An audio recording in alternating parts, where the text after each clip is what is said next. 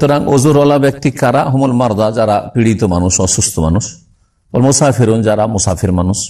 ওল খায়ফুন, আর যারা ভয়ে ভীত, কোনো ভয় আছে, সে ভয় কাফের মুশরিকের হোক, যেমন নবী করিম সাল্লাল্লাহু আলাইহি ওয়াসাল্লামের জামানায় কাফের মুশরিকদের আক্রমণের ভয় ছিল সাহাবায়ে কেরামদের উপর সফরে বাইরে, অথবা মদিনায় আছে, খন্দকের যুদ্ধে ঘেরাও করে আছে, সেটাও ভয়ের অবস্থা। ভয় মানুষ ছাড়া কোন হিংস্র পশুর ভয় হইতে পারে, হিংস্র পশুর, বাঘ ভাল্লুকের ভয়, সেই অবস্থায় নামাজের বিধিবিধান ভিন্ন হবে ইত্যাদি।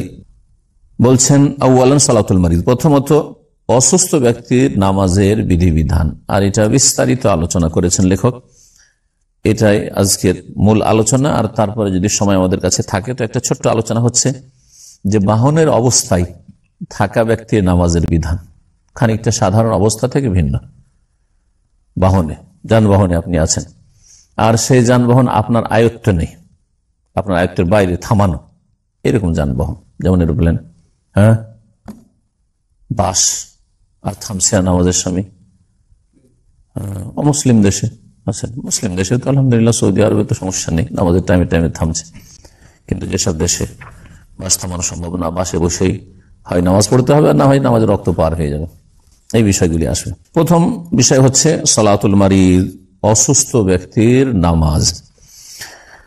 এতে 1 নম্বর মাসআলা হচ্ছে যে ইয়ালজামুল মারিদ আন ইউআদ্দিয়া সালাতা কায়মান, অসুস্থ হলেও আসল হচ্ছে যে অসুস্থ ব্যক্তি দাঁড়িয়ে সালাত আদায় করবে, তার জন্য আবশ্যক। অসুস্থ বলে যে বসে যাবে তা নয়, অসুস্থ ব্যক্তির জন্য আসল ফরজ হচ্ছে কি দাঁড়িয়ে নামাজ পড়বে। যেমন একটা সুস্থ ব্যক্তির জন্য দাঁড়িয়ে নামাজ পড়া ফরজ, কারণ নামাজের ভিতরে একটি আমলগত রুকন, কর্মগত রুকন, ফরজ হচ্ছে কিয়াম, দাঁড়ানো।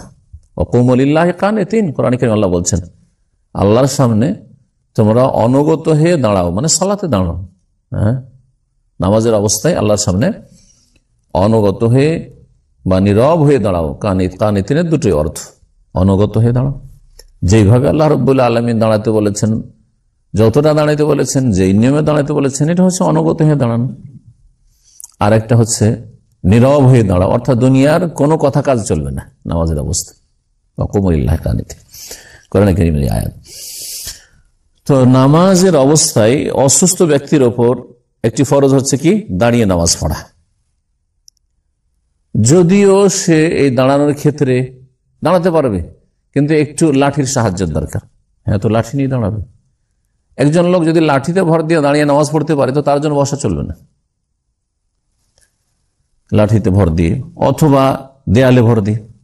বলছেন যে ওয়াইন ইহতাজ ইলাল ইতিমাদ আল আসা, যদি সে লাঠিতে ভর দেওয়ার মুহতাজ, মুখাপেক্ষী হয়, অথবা এরকম কোনো কিছু, জি, দাঁড়ানোর অবস্থায়। আও মুস্তানাদান আলা জিদারিন, অথবা দেয়ালে একটু ভর দিলেই কাজ হয়ে যাবে, দাঁড়াতে পারবে কিন্তু একটু দেয়ালে তাকে ভর দেওয়া লাগবে, ইত্যাদি ইত্যাদি। কোনো কিছুতে একটা ভর দেওয়া, দেয়ালে, ফিলারে, এটা খুঁটিতে ভর দিয়ে দেখছি যে আমার একটু খুঁটিতে ভর দিয়ে আমি নামাজ দাঁড়িয়ে পড়তে পারবো, তাহলে দাঁড়িয়ে নামাজ পড়বো।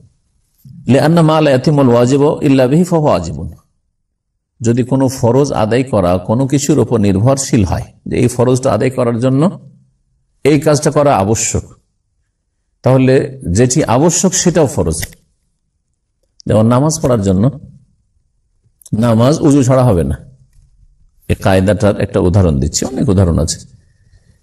মা লা ইয়াতিমুল ওয়াজিবু ইল্লা বিহি ফাহুয়া ওয়াজিবুন, যেটা না করলে একটা ফরজ আদায় করা সম্ভব নয়, সেটাও ফরজ।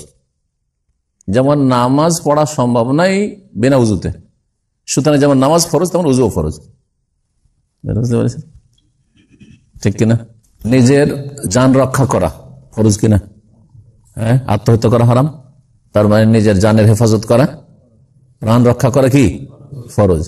সুতরাং প্রাণ রক্ষা করা যেই বিষয়ের উপর বা যেই বস্তুর উপর নির্ভরশীল সেটাও ফরজ।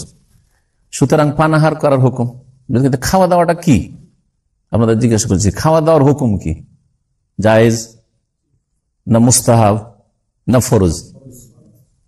ফরজ, এতটা ফরজ সর্বনিম্ন যা দিয়ে আপনি আপনার প্রাণ রক্ষা করতে পারেন। 3 বার করে খেতে হবে, এটাও ফরজ না। 5 বার করে খেতে হবে, এটাও ফরজ না। 2 বার খেতে হবে, এটাও ফরজ না।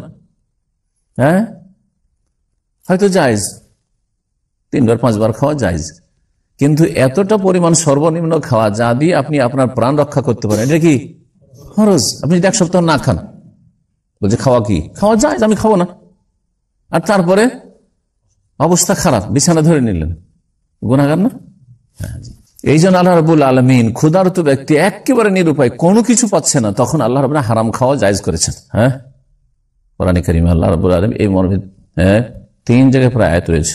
হারামাত আলাইকুম মাইতাতু ওয়াদ-দামু ওয়া লাহমুল খিনজির, ইন্নামা হারামা আলাইকুম মাইতাতু ওয়াদ-দামা ওয়া লাহমাল খিনজির, রক্ত, মৃত জীবজন্তু, শুকুরের গোশত ইত্যাদি এগুলো হারাম করা হয়েছে।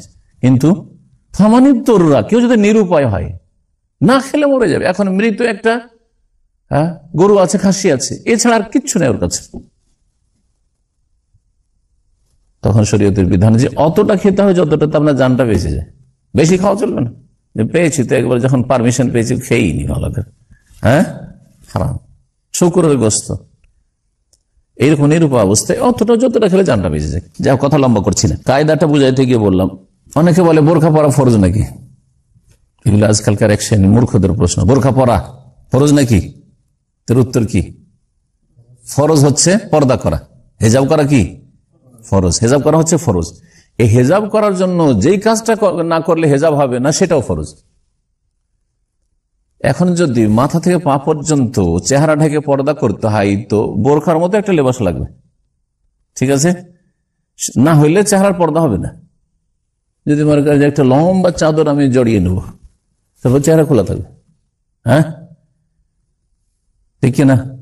তাহলে বলবো যখন হেজাব করা ফরজ, আর হেজাব পুরো শরীরের পর্দা পূর্ণতার সাথে বোরখা দিয়ে হইতে পারে, তখন বলো যে বোরখা পরা তাহলে ফরজ। যদি বলে আমার শাড়ি তো লম্বা, আর আমার মোটা কাপড়ের শাড়ি, পাতলা নয় যে শরীর দেখা যাচ্ছে, আমি মোটা শাড়িতে যদি আমি পর্দা করি, পর্দা হবে না, পর্দা হবে না। এতে হাওয়া বাতাসে কাপড় উড়ে যেতে পারে, তারপর এদিক সেদিক খুলে যেতে পারে, মাথা থেকে কখনো অনিচ্ছাকৃত কাপড় পড়ে যেতে পারে, হতে পারে না, পারে না। সুতরাং বেগানা পুরুষের সামনে আপনার দেবর ভাসুর আর দুলাভাই অগ্নিপতি, ওদের সামনে আপনার শাড়ি পরে চলাফেরা করা যাবে না, জায়েজ নয়।